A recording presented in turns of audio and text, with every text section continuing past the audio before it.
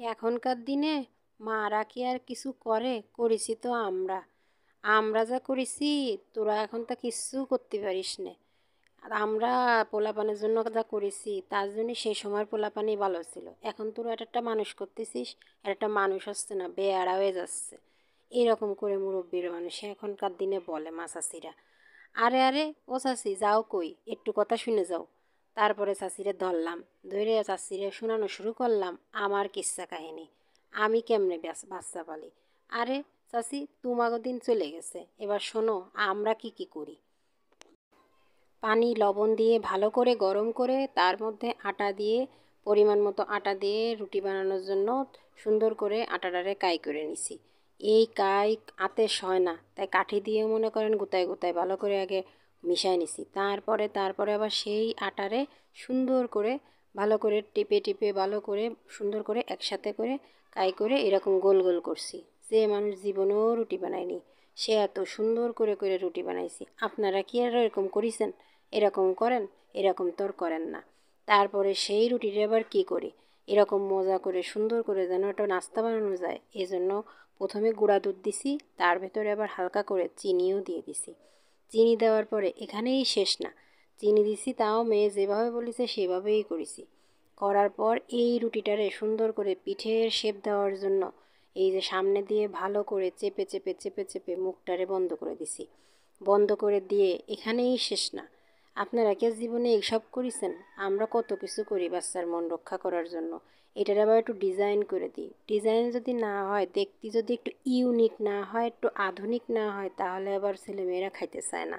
তাহলে আর কি করা যাবে? তাই এটারে সুন্দর করে করে আধুনিকভাবে ডিজাইন করে করে এইভাবে বানাইছি। আপনারা কি জীবনে এগুলো করেছেন? খাওয়াইছেন তো আটা দলা করে, আর তো কিছু খাওয়ার নেই। আমরা এগুলোই করে খাওয়াই। এইভাবে করে তারপরে মনে করেন একটা একটা করে এগুলোরে করছি। তাকে একটু একটু সময় লাগিছে।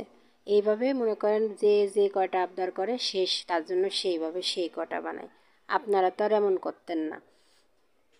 এইভাবে বানানোর পর সুন্দর করে ডিজাইন করে করে যে বানানোর পর তারপরে আবার তেলে ভাজার জন্য রেডি করতে হয়।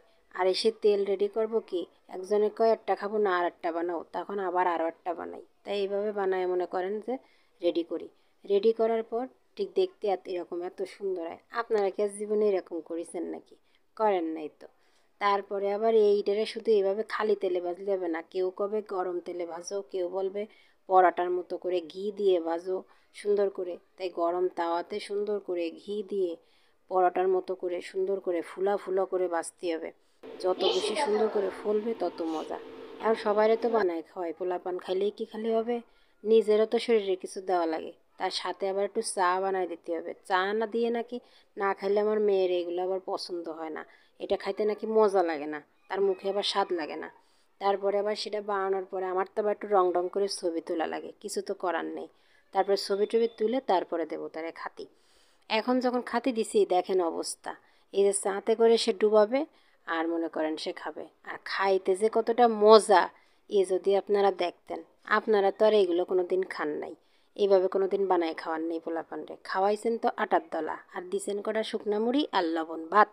তারপরে এইভাবে খাওয়া শেষ করলেই এই যে মার মনে একটু শান্তি। এরপর আপনারাই আবার কন যে আমরা নাকি কিচ্ছু করি না।